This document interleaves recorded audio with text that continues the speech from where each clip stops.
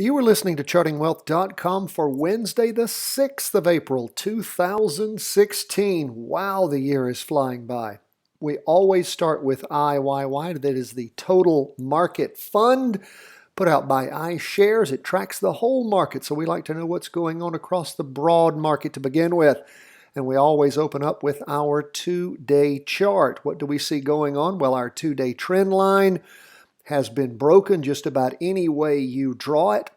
And we have the market, total market down 1.09%, getting closer and closer to a crossover going down on our big chart on the MACD. Hasn't happened yet. Derivative oscillators lost almost all of its steam. It has steadily been going down as the market's been going up and sliding sideways a little bit. Some downward pressures that have been pushing on it. We're going to see what happens, particularly with the Federal Reserve tomorrow. Is the market getting ready to give you a fake out? Are we going to hear some Fed speak tomorrow on Wednesday? When I say, I'm recording this Tuesday evening, as I always do after the markets close. I always record almost always in the evenings. So I'm talking about the day you are listening. This is Wednesday, the 6th of April. We may hear some Fed speak that could drive the market down further. It looks like that's what the market's already pricing in, is something to drive it down, but it could just be fooling you because we do not yet have a crossover going down on the two-day chart. It does appear to be heading that way, but folks, it has not happened yet, okay? Not happened yet. Let's look at the 4-hour chart and see what's going on. That, of course, crossed over in the morning with big down movement and then more movement in the afternoon, piercing through our two-day trend line. That's the way that we ended up piercing the two-day trend line on the 4-hour chart. 4-hour chart crossed over in the morning about the same time the derivative oscillator did on the 4-hour chart. Now remember, that's the short chart, not the big chart. So if a short chart does not make a big chart. It's just barely pushed through the two-day trend line. So let's see how the market goes tomorrow and just what happens if the market bumps up and starts driving up again. Remember, we are in an up move still on the big chart. Now we're going to switch over to our two-day chart and take a look at SPY. What is that? Well, that's the Spiders S&P 500. It has not yet crossed over on the two-day chart. Looks very similar to the total market, getting close. Derivative oscillator losing a lot of its energy. It's pierced its two-day trend line. If we look intraday on the 4-hour chart, what do we see?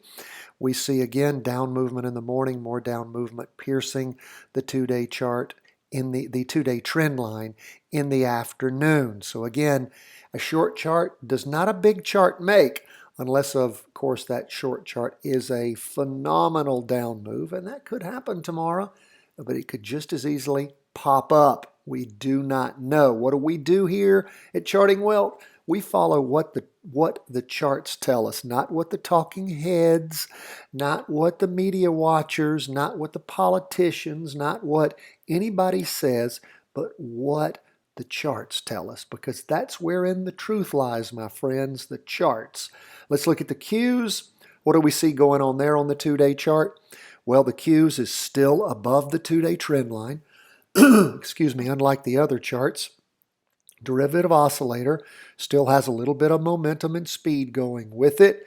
And we do have a kink over. Looks like it's as far as the MACD goes, a moving average convergence divergence indicator, but it's a little bit closer to the trend line, to the signal line.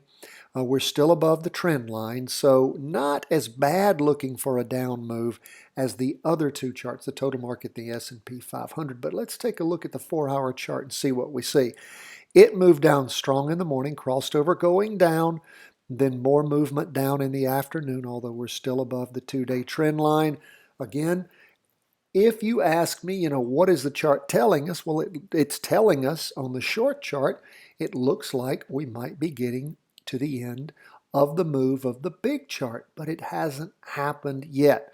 Could happen tomorrow with the Fed speak. We want to see what happens. Remember, my friends, we trend follow. When the short chart's moving in the direction of the big chart, that's how we trade. We wait for pullbacks on the short chart. When it turns around and moves in the same direction again as the big chart, that's when we look to get in.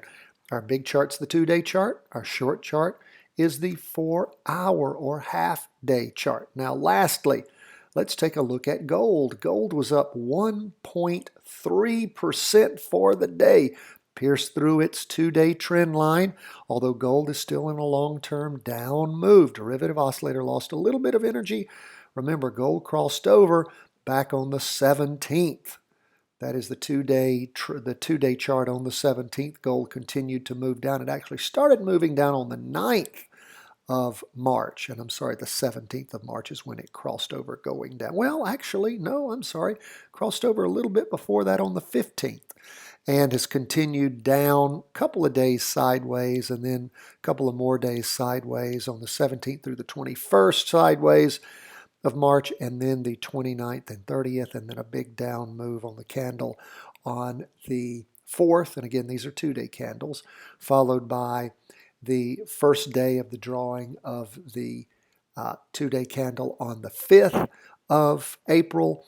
That actually was a bit of an up move, 1.3%. Now let's look intraday and see what we have. Remember, gold is in a confirmed down move, crossed over. Gold's been again, a bit schizophrenic, going back and forth, just sort of up on the 4-hour chart on the 31st, down on the 1st, back up again on the 4-hour chart on the 5th. What do we see happening? Well, it ended piercing barely the 2-day trend line on gold.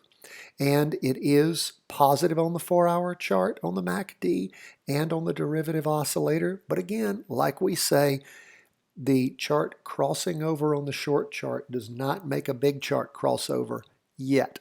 So we shall watch what happens on Wednesday. If you listen to our weekly review and forecast, you know the emphasis that we put on one thing more than anything else these days, since our economy seems to be totally tied to free, cheap money and credit rather than production and other things. We're going to see what the Fed has to say about those things. So let's pay attention to what's going on tomorrow. And more than anything else, let's see how the charts are impacted. That's where we are.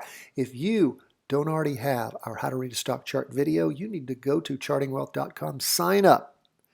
And for our daily newsletter, it also includes our weekly review and forecast. If you do that at chartingwealth.com, you will receive How to Read a Stock Chart video link to that. You'll also receive a link to our layout. That's the layout that we use every day. If you like what we do and you appreciate us, here's the best way you can help. You can go to iTunes, subscribe to our podcast, and more than anything else, give us a 5-star rating and say something nice about us. We had 2 really nice postings lately.